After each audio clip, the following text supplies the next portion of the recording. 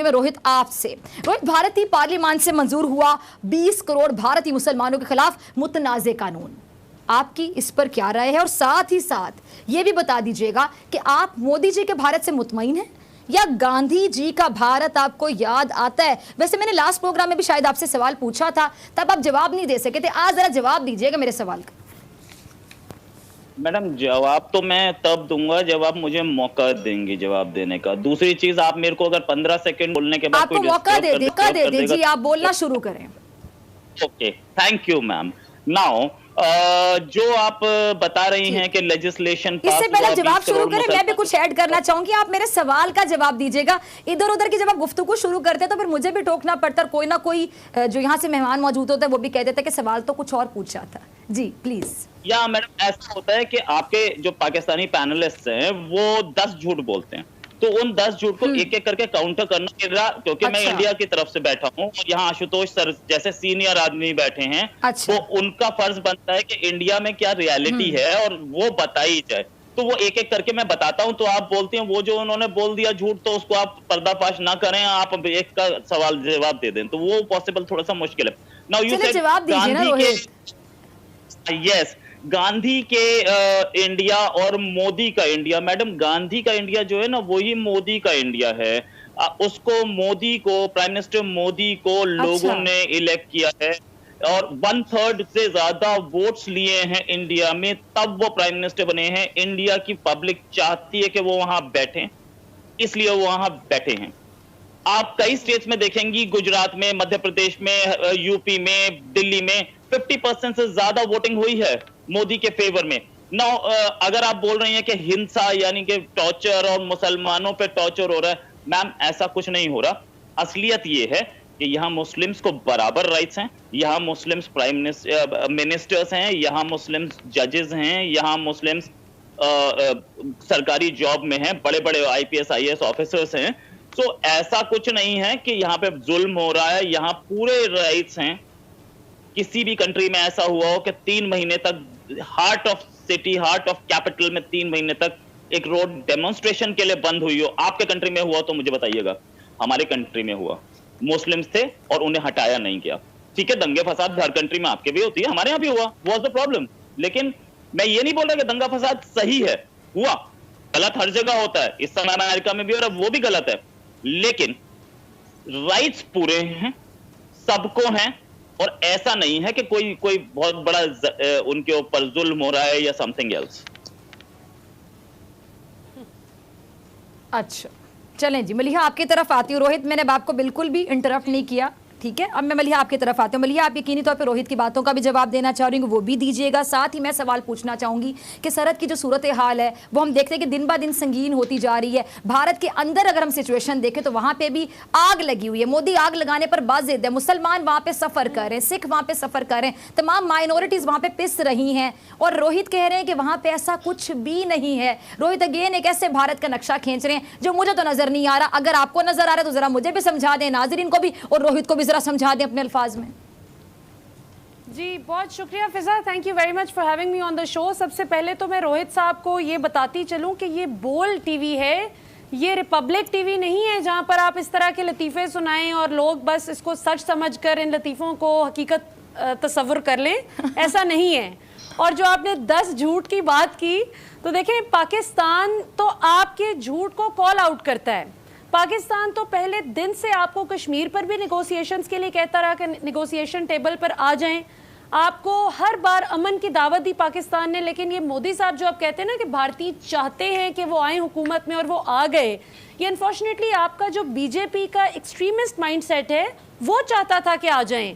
अभी भी आपकी अरुंधति रॉय जैसे लोग, राजदीप सरदेसाई जैसे लोग जो कि कॉमन मैन की आवाज़ हैं, जो कि रीजनेबल भारतीय हैं, वो ना मोदी की आइडियोलॉजी से इत्तेफाक रखते हैं।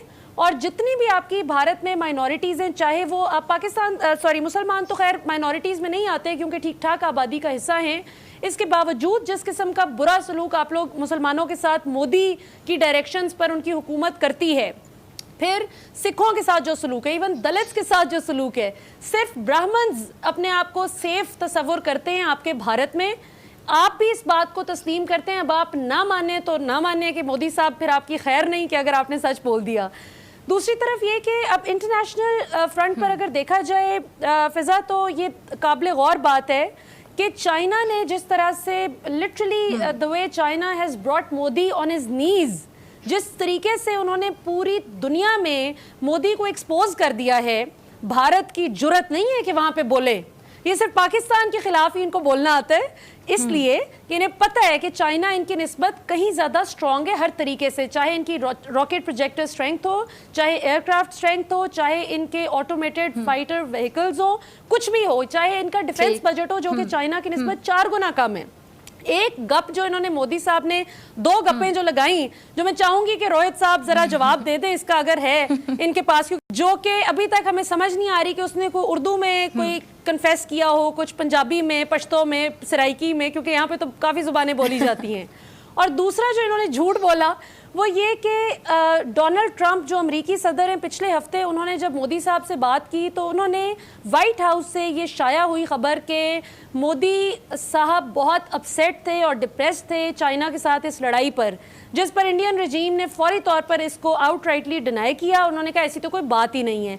तो देखिए रोहित साहब, अब लोग जो ना, अब मज़ेदार बात यह है कि सिर्फ पाकिस्तान नहीं आप पे बोल रहा, अब इंटरनेशनल मीडिया आप लोगों की हिपोक्रेसी को कॉल आउट कर रहा है। आई एम श्योर आप बहुत अच्छे इंसान होंगे, लेकिन मैं आपको भी दावत देती हूँ कि आप भी पाकिस्तान के पर्सपेक्टिव को थोड़ा सा समझने की कोशिश करें कि हम इंसानियत की बात करते हैं, हम आपके भी खिलाफ नहीं हैं, लेकिन हम सिर्फ मोदी की जो एक बीजेपी का एक्सट्रीमिस्ट माइंडसेट है उसके अगेंस्ट इतना प्यारा जुमला बोला मलिहा आपने कि हम आपके खिलाफ नहीं है, हम इंसानियत की बात करते हैं। लेकिन नरेंद्र मोदी की जो पॉलिसीज़ हैं, जो बीजेपी गवर्नमेंट की पॉलिसीज़ है, खासतौर पर जब से नरेंद्र मोदी साहब आए हैं गवर्नमेंट में, और हम देख रहे हैं कि जिस तरह शाइनिंग इंडिया कहा जा रहा है, तो शाइनिंग इंडिया तो बर्निंग इंडिया में तब्दील हो रहा है। आशुतोष साहब आपकी तरफ आना चाहूंगी, आपने मलिहा का कमेंट भी सुना, आपके जो हम वतन रोहित शर्मा है सहाफ़ी, उनकी भी आपने गुफ्तगू सुनी। इसके बाद मैं ब्रिगेडियर साहब आपकी तरफ आऊँगी, पहले मैं आशुतोष साहब का पॉइंट ले लूँ।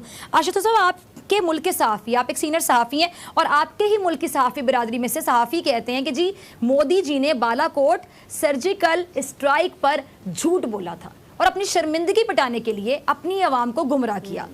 मोदी जी ने भारतीय फौज को झूठ के सहारे तसल्ली दी।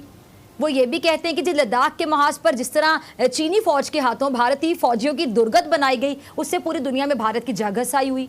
सर ये बताइए कि मोदी साहब आप लोगों की अब और कितनी जागसाई करवाना चाहते हैं, और आपको भी लिटरली चीज़ अच्छी नहीं लगती होगी कि जागसाई कराते हैं। और मेरे प्रोड्यूसर ने अभी बताया कि अशोक नाम है आपका, आशुतोष नहीं है। आई एम रियली सॉरी, मुझे ये आपका नाम गलत समझ आया। अशोक साहब जी जवाब दीजिए। मेरा नाम आशुतोष है। जी जी जी जी, आपके प्रोड्यूसर ने गलत नाम आपको बताया। आशुतोष मेरा नाम। हाँ हाँ, अच्छा ठीक है ठीक है ठीक है, मेरे मुझे सुनने में गलती हुई। ठीक है ठीक है, जिन सहाफी ने बोले उन सहाफी का नाम अशोक है, आपका नाम आशुतोष है। जी बताइएगा, अशोक साहब की बात से आप अग्री करते हैं, सेकंड करते हैं उनकी राय को? देखिए, मुझे तो ये नहीं मालूम था कि इस चैनल पे आने के बाद मुझे भारत पाकिस्तान की लड़ाई के बारे में बात करना होगा। मैं तो सोच रहा था कि गंभीर बहस इस पे होगी। खैर, अब चूंकि मैं आपके चैनल पे हूँ इसलिए मैं आपको आशुतोष साहब, आप जो बात करना चाहते हैं हम करिए। हम पाक भारत ताल्लुकात की भी बात करना चाहते हैं, लेकिन नरेंद्र मोदी साहब ने जो माहौल वहाँ पे बनाया उसके बाद ताल्लुकात कहाँ देखते चले, ये बता दें आप। देखिए सबसे पहले तो आप लोगों को ये समझना पड़ेगा, और ये समझना पड़ेगा कि हिंदुस्तान पिछले 70 सालों से एक डेमोक्रेटिक कंट्री है। यहाँ पे कॉन्स्टिट्यूशन के हिसाब से चीजें चलती हैं। यहाँ पे मिलिट्री कू नहीं होते हैं, और यहाँ पे कोई भी आर्मी जनरल अचानक तख्ता पलट करके हिंदुस्तान का बादशाह नहीं हो सकता, ना हिंदुस्तान का प्रधानमंत्री हो सकता है। यहाँ पे चुनाव होते हैं और 5 साल के बाद चुनाव होते हैं और जनता चुनती है, और जनता की वजह से लोग यहाँ के प्रधानमंत्री बनते हैं और जनता ही उनको किनारे भी कर देती है। तो एक बुनियादी फर्क है, इसको हमें समझना पड़ेगा। दूसरा, हिंदुस्तान की माइनॉरिटीज के बारे में, हिंदुस्तान के लोगों के बारे में थोड़ी सी भी बात करने के पहले थोड़ा सा हमको ये भी समझना पड़ेगा कि पाकिस्तान के अंदर माइनॉरिटीज की स्थिति क्या है। मैं आपको ले जाना चाहूंगा 1953 के पहले की स्थिति, जब वहां पे अहमदियों का क्या हाल हुआ, और उसके बाद आप लोग किस तरीके से अहमदिया और दूसरे लोगों को बिल्कुल पाकिस्तान की जो डेमोक्रेटिक पॉलिटी है वहां से उनको किस तरीके से किनारे कर दिया गया। तो हम इस सवाल में ना जाए तो बेहतर है, क्योंकि दोनों तरफ क्योंकि दिक्कतें बहुत ज्यादा पैदा हुई। मैं एक ही बात कहना चाहता हूँ कि हिंदुस्तान के अंदर जो कुछ भी हो संविधान के हिसाब से, लोकतंत्र के हिसाब से है, और हर मुल्क के अंदर उसकी अपनी दिक्कतें होती हैं, चाहे पाकिस्तान हो चाहे हिंदुस्तान हो।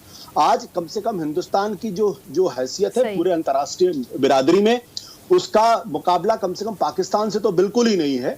पाकिस्तान की हैसियत पूरे दुनिया के अंदर जो है वो मैं बताना नहीं चाहता हूं, क्योंकि उसकी इमेज एक ऐसे मुल्क की है जो आतंकवाद को एक्सपोर्ट करता है और वहां पे डेमोक्रेटिक किसने बनाया ये इमेज, गलत इमेज, जो कि बकायदा समझ आ रहा है कि आतंकवाद पाकिस्तान नहीं है, कौन है जहां पे आग लगी हुई है। आशुतोष साहब ये भी क्लियर कीजिए ना जरा साथ साथ, मैं आपकी बात को इंटरप्ट नहीं करना चाह रही, लेकिन गलत बात कर रहे हैं ना। माफ करिएगा, मैं बिल्कुल आपका जवाब मैं लूंगी ब्रिगेडियर साहब। बिल्कुल तू मैं नहीं करना चाहता आपके चैनल पे, मैं तो गंभीर बहस के लिए आपके टीवी चैनल पे आया था, और अगर तू मैं करना है तो मैं तू मैं करता भी नहीं। मैं बिल्कुल सीधी सी बात कहना चाहता हूँ कि हिंदुस्तान पर उंगली उठाने के पहले पाकिस्तान आशुतोष साहब मेरी बात सुनिए, एक मिनट यहीं पर रुक जाइए। देखिए मैंने आपको बड़ी इज्जत से बुलाया प्रोग्राम में, मैं आपको एंड तक रिस्पेक्ट दूंगी, हमेशा रिस्पेक्ट दूंगी। ये कोई अर्नाब गोस्वामी का प्रोग्राम नहीं है, ये रिपब्लिक टीवी नहीं है कि यहाँ पे बैठ के बदतमीजी की जाएगी। हमारे यहाँ से जो मेहमान जाते हैं अर्नाब गोस्वामी जो हाल करते हैं, यहाँ पे तू मैं वाली बात तो है ही नहीं। आप अपने आर्गुमेंट से बात, आप आर्गुमेंट अपने बिल्कुल आप जो राय देना चाहते हैं आप देंगे, हम आपकी आवाज भी बंद नहीं करेंगे, मैं आप पे चढ़ाई भी नहीं करूंगी, बदतमीजी भी नहीं करूंगी। नहीं मैडम माफ करिएगा, मेरी कोई दिलचस्पी इस तरीके की बहस में रहने की मेरी कोई दिलचस्पी नहीं, माफ करिएगा आप मुझे।